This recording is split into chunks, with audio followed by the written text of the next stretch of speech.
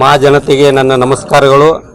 ಇವತ್ತಿನ ದಿವಸ ಭಾರತೀಯ ಜನತಾ ಪಕ್ಷದಿಂದ ಇವತ್ತು ಮಹಾನಗರ ಪಾಲಿಕೆಯ ಚುನಾವಣೆಯಲ್ಲಿ ಪ್ರೀತಿ ಕಾಮ್ಕರ್ ಅವರನ್ನು ಮಹಾಪೌರರನ್ನಾಗಿ ಮಾಡಿದ್ದಾರೆ.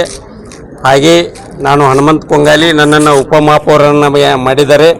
ಆ ಪಕ್ಷಕ್ಕೂ ಆ ಪಕ್ಷದ ಸಾಕಷ್ಟು ಜನ ವರಿಷ್ಠರು, ವಿಶೇಷವಾಗಿ ನಮ್ಮ ದಕ್ಷಿಣ ಶಾಸಕರಿರ್ಬೋದು, ಗುರುಗಳಾದ ಎಂ ಬಿ ಜಿರ್ಲೇರು ಇರ್ಬೋದು, ಅನಿಲ್ ಬೆನಕೆ ಅವರು ಇರ್ಬೋದು, ಅಧ್ಯಕ್ಷರಾದ ಗೀತಾ ಸುತಾರ್ ಅವರು ಇರ್ಬೋದು, 58 ಜನ ಶಾಸಕರಲ್ಲಿ 37 ಜನ ನಮ್ಮ ಶಾಸಕರು, ನಮ್ಮ ನಗರ ಸೇವಕರು, ವಿಶೇಷವಾಗಿ ಇವರು ಎಲ್ಲರನ್ನೂ ಕೂಡಿ ಕರ್ಕೊಂಡೋಗಿ ನಾವು ಬೆಳಗಾವಿಯನ್ನು ಅಭಿವೃದ್ಧಿಯತ್ತ ಒಯ್ಯಬೇಕಾಗಿದೆ.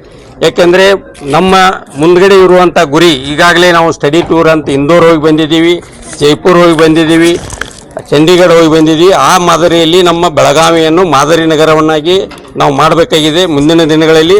ಆಗಲೇ ಈಗ ಸಿಟೀಸ್ 2ದಲ್ಲಿ 93 ಕೋಟಿಗಳ ಅನುದಾನವನ್ನು ಕೇಂದ್ರ ಸರ್ಕಾರ ಮತ್ತು ಅದರಲ್ಲಿ ಹಂತ ಹಂತವಾಗಿ ರಾಜ್ಯ ಸರ್ಕಾರ ಇರ್ಬೋದು ಮತ್ತು ನಮ್ಮ ಮಹಾನಗರ ಪಾಲಿಕೆ ಇರ್ಬೋದು, ಇವು ಎಲ್ಲದರಲ್ಲಿ ನಾವು ಸ್ವಚ್ಛತೆಗಾಗಿ ಬೆಳಗಾವಿಯನ್ನು ಮೊದಲು ನಾವು ಅಭಿವೃದ್ಧಿಪಡಿಸಬೇಕಾಗಿದೆ. ಅದಲ್ಲದೆ 24x7 ಕುಡಿಯುವ ನೀರಿನ ಯೋಜನೆ ಇರ್ಬೋದು, ಮತ್ತು ಅದಲ್ಲದೆ ನಮ್ಮ ಮಹಾನಗರ ಪಾಲಿಕೆಯಿಂದ ಭಾಳಷ್ಟು ಗಟರ್ ಇರ್ಬೋದು, ರೋಡ್ ಇರ್ಬೋದು, ವಿಶೇಷವಾಗಿ ವಿವಿಧ ಸಮಾಜದ ಒಂದು ಜಯಂತಿಗಳಿರ್ಬೋದು, ಇವು ಎಲ್ಲವನ್ನು ನಾವು ಪರಿಗಣನೆಗೆ ತೆಗೆದುಕೊಂಡು ಅಭಿವೃದ್ಧಿಯ ದೃಷ್ಟಿಯಿಂದ ಬೆಳಗಾವಿ ಮಹಾನಗರ ಪಾಲಿಕೆಯನ್ನು ಒಂದು ಮಾದರಿಯ ನಗರವನ್ನಾಗಿ ಮಾಡ್ತೀವಿ. ಅದಲ್ಲದೆ ಈಗಾಗಲೇ ಈ ಆಫೀಸ್ ಅಂತೇಳಿ ಮನೆಯಲ್ಲಿ ಕೂತ ತೆರಿಗೆಯನ್ನು ತುಂಬುವ ದೃಷ್ಟಿಯಿಂದ ಕೂಡ ನಾವು ಅಭಿವೃದ್ಧಿಪಡಿಸ್ಬೇಕು ಅನ್ನೋದೈತಿ. ಅದ್ರಾಗ ಇವ್ರದ್ದು ಯಾರ್ದು ನಮ್ಮ ಮಾಧ್ಯಮ ಇರ್ಬೋದು, ನಮ್ಮ ವರಿಷ್ಠರು ಇರ್ಬೋದು, ಎಲ್ಲರ ಸಹಾಯ ಸಹಕಾರವನ್ನು ಪಡೆದ ಮುಂದಿನ ದಿವಸದಲ್ಲಿ ನಾವು ಅಭಿವೃದ್ಧಿಯತ್ತ ಗಮನ ಕೊಡ್ತೀವಿ ಅಂತ ಹೇಳ್ತೀನಿ.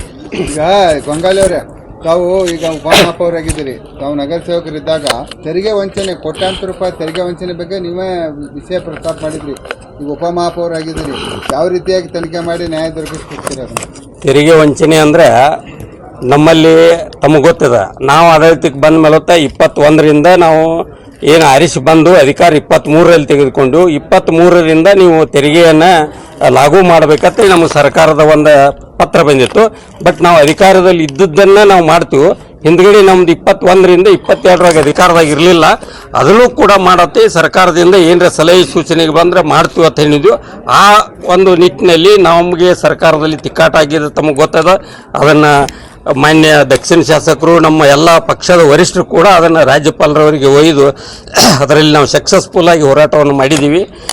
ಅದು ತಮಗೂ ಕೂಡ ಗೊತ್ತಿದೆ. ಪ್ರತಿ ವರ್ಷ 3ರಿಂದ 5% ತೆರಿಗೆ ಬಗ್ಗೆ ತಾವು ಕೇಳಿದ್ದೀರಿ, ಅದನ್ನು ನಾವು ಇಂಪ್ಲಿಮೆಂಟ್ ಮಾಡಿ ಕೊಡಬೇಕಾಗ್ತೈತಿ.